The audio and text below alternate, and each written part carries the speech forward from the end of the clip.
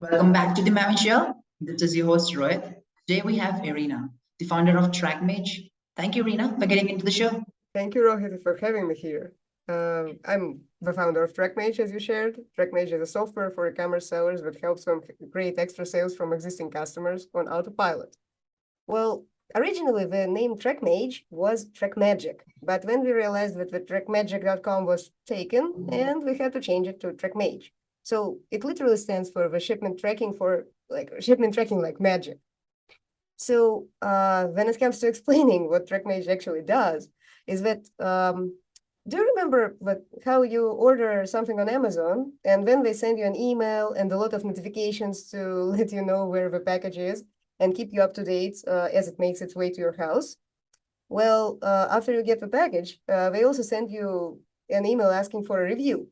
So what we do is we take that fancy functionality and give it to e-commerce sellers who don't sell on Amazon, but rather on Shopify, on WooCommerce, or ClickFunnels, and their own independent custom stores.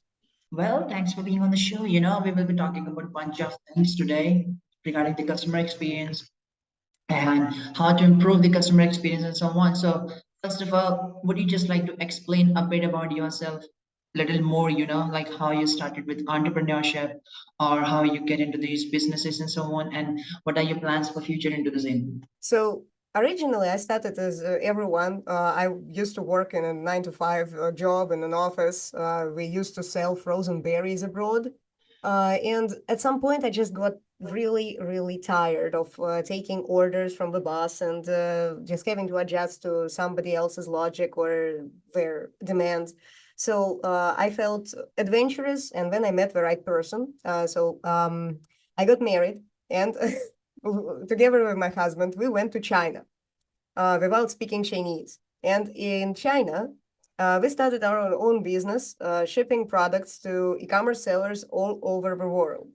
It was a wholesale slash drop shipping fulfillment center where we were serving customers who were actually selling to their customers. So that's how I started in e-commerce. So for 2.5 years, we had been running that fulfillment center. It was an overwhelming job, really, because we used to do everything manually, and the customers, they were getting impatient, and they were always pestering us about the delivery dates, when the package is being delivered, where the product is.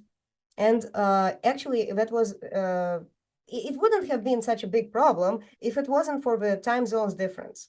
Because in China, we had the 12 hours gap between us and the customers.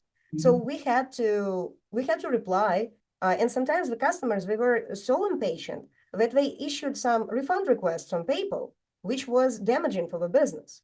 So that's when we discovered that we need to somehow handle those incoming inquiries, or even prevent them. And that's how we developed the functionality to help with shipment tracking and proactive updates for the customers. So we were literally saving ourselves from refunds and chargebacks and providing this better customer experience for our customers. And would you like to share some like how e-commerce sellers like go about creating the best post-purchase experience for their customers? Like how like e-commerce sellers can have the best experience for their customers, like post-purchase experience, like service sales or for the upselling, or cross-selling, so that how Yes. what tips you would have? So we have this interesting case study where we actually helped an e-commerce store increase their post-purchase sales, increase their reviews, and etc. But let me tell you everything like step by step. So we're working with this YouTube influencer. They have an animated series about Metal Family. It's literally called Metal Family. So what they did at some point in their project, they wanted to launch a comic book. So they launched their comic book, and it was a huge success. The success that they were not even anticipating they will get. The entire batch that they were anticipating to sell during 2 months was sold in less than a week. And Wow. then they had to process 400 orders per day with overloading their local post office with the packages and just dealing with this insane load of customer support requests. Because what they discovered is that their customers were not very detail-oriented. So they were entering the email addresses with typos, and they were not getting any email notifications at all. And then they were really worried because when you pay for the comic book and then you don't receive any notification, you are worried. And then you just start writing to all the social media accounts and then to the customer support, etc. So we were dealing with one person panicking and sending them 5 emails or 5 different messages on different platforms like Facebook, WhatsApp, whatever we could find. Yep. So what we did, we added TrackMage to their store, and we automated that part entirely. But moreover, we also introduced on the checkout, we introduced a script that just like literally like you copy paste the script on the checkout, and it validates if the email exists and if the customer actually made a typo. So, for example, John entered his email as like john@gmail.com. The script tells him, so please check your spelling. Did you mean Gmail? Oh, yes, yes. and they check it. So we reduced when delivered emails to 0. It was every third email was with a typo, and then it just went to 0. So what we did next, we introduced those emails that were sent based on the shipment tracking status. And customers were getting updates not only when the shipment was already at their house. They were getting the notification that it was in transit. So it's going to get there in 2 weeks, for example. And then later, in 2 weeks, they got another notification. So please go to the post office and check if that was already delivered. So people were actually getting those notifications and coming to the post office, which never happened before. So Metal Family, they were telling that customers actually, so they were having around 1,000 shipments stuck in the post office because nobody was collecting their shipment. They didn't know that it was there. So what we did actually improved this from 1,000 undelivered shipments to only 77. And the best part was that the customers, when they were checking those emails and they were getting back to the store, to the tracking page, they were additionally buying more products. Around 7% of extra sales were done from the tracking page itself. Probably there were some indirect sales when the customers went to the store directly. So what else happened is that after all this, after those 10,000 orders were delivered, every 5th customer left a review. So right now we collected for them 2,150 reviews. Wow. Without them having to pay anything for that. It just was, well, just for the service, TrackMage, of course. But that was delivered as part of whatever else we do. Amazing, 2,000 plus reviews are obviously a big thing. Well, for e-commerce sellers, definitely it is, because reviews, they improve customer loyalty. It's called literally social proof. Yeah. When you put the social proof on the product page, it increases conversion because people see that our people bought it, they were delighted. Great. So now what would you like to say about the topic on how to reduce the cost of customer support and how to improve the product reviews? Well, definitely it would be best for the customer support to be there when the customer needs them. So what I would say that customer support, like when you provide all the information up front to the customer and they receive proactive email notifications about the whereabouts of the order, any changes that are happening to their order, and they get a sense that they already know everything, they don't contact customer support. So the best strategy would be to prevent customer support inquiries in the first place. Because whenever you are dealing with customer support inquiries, that means that something went wrong or the customer didn't find the answer themselves and they had to contact customer support. So if you provide comprehensive information on your website, especially FAQs are really good, and some additional documentation that you can write about, like the delivery policy, privacy policy, whatever else the customer is interested in, the sizing chart if you're selling clothes. So the best strategy would be to prevent customer support inquiries, so that your customer support is not acting as an autoresponder, but rather helps deal with some issues like customs clearance or some, refunds or returns that customers actually need help with. But instead, if your customer support is like 24/7 replying to "where is my order" question, that's a question to ask the management. Yeah. Because it could be automated and it can be a good source of positive reviews. So on the topic of reviews, the best way to get reviews is ask for those reviews.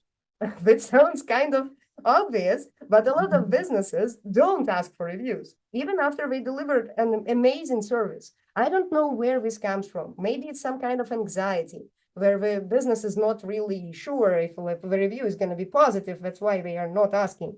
But you can always ask the customer to leave a review and see it privately. And then you will decide if you want to publish that review or if you want to keep it. At least that's how it works on TrackMage. If a review is positive, you can import it to your product pages and showcase it on your website.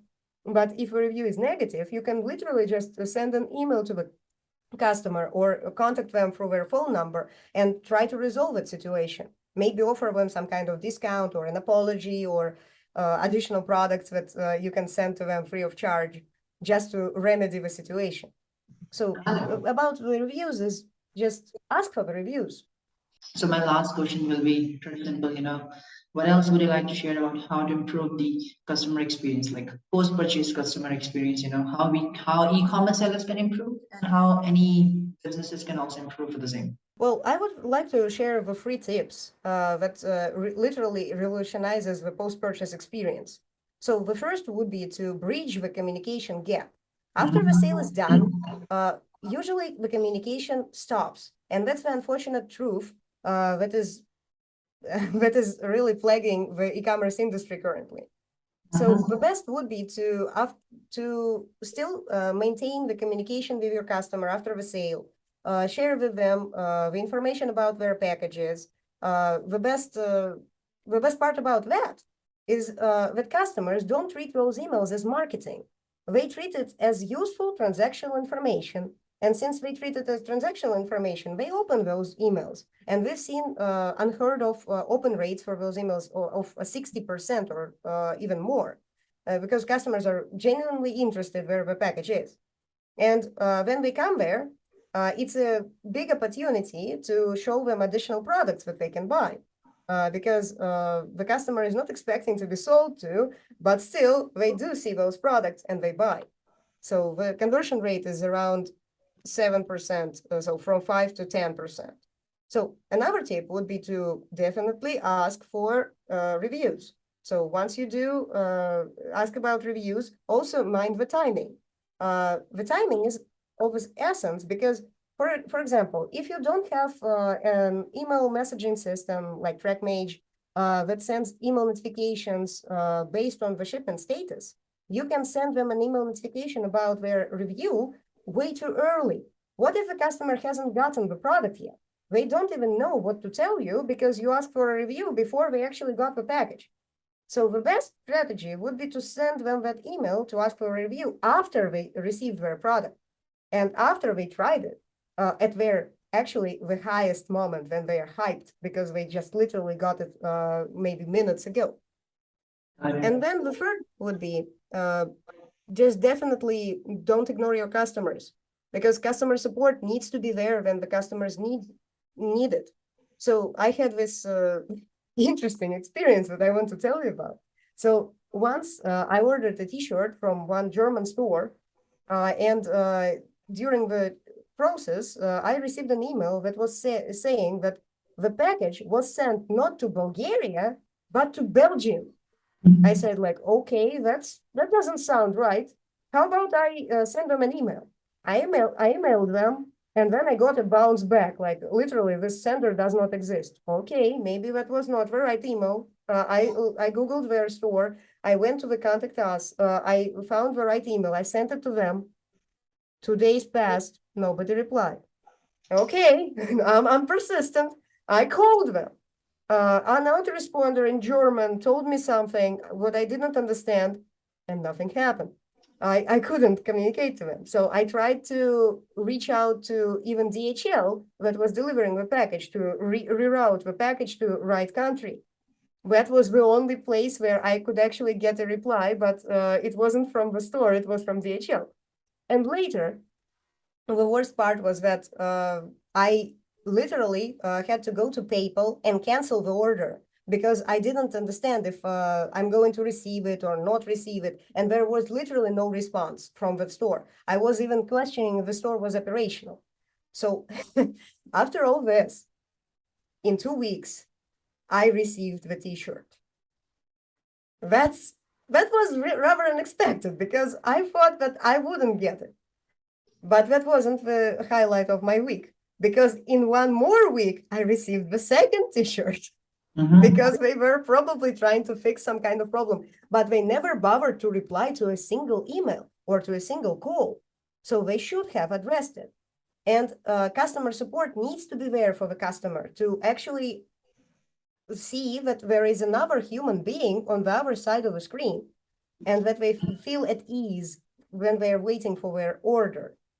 So literally, these are the 3 tips that I can share about the post-purchase experience. Lastly, any best advice do you have for e-commerce sellers in short? Any best advice for getting started, or if any e-commerce store is growing or e-commerce sellers are growing their operations in any marketplace or so? Actually, I would also share that like there are 3 amateur mistakes that the businesses can make when they are starting in e-commerce. So like first one is don't waste money. Don't buy inventory before you actually have sustainable sales.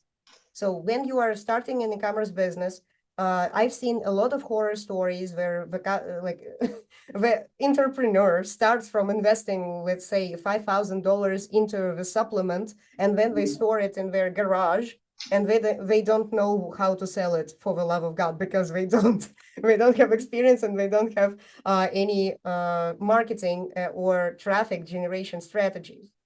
So the second one would be that this is a long-term game because if you focus on just getting additional sales and just growing your business, but every customer is a one-time purchase, it's not a very sustainable business. So focus on customer retention instead of growing traffic or additional sales. Because if you can retain a customer, it's 5 times cheaper than actually acquiring a new customer. So that's the second point. And the third point is that make sure that your customers can track their goods easily. Because if they don't track their shipments, they literally have all those negative experiences where they don't know if they're going to get it, when they're going to get it, and they don't really understand if they were scammed or not. So if you have a tracking system in place like TrackMage, it's the best thing for the post-purchase experience that you can have in the commerce store. Awesome. That's all. Thank you so much for being in the show and sharing these insight of yours, how to improve the customer experience and so on. I believe like all the audience who like which are into the e-commerce would love to see your viewpoints into the same. And thank you for being on the show. Thank you, Rohit.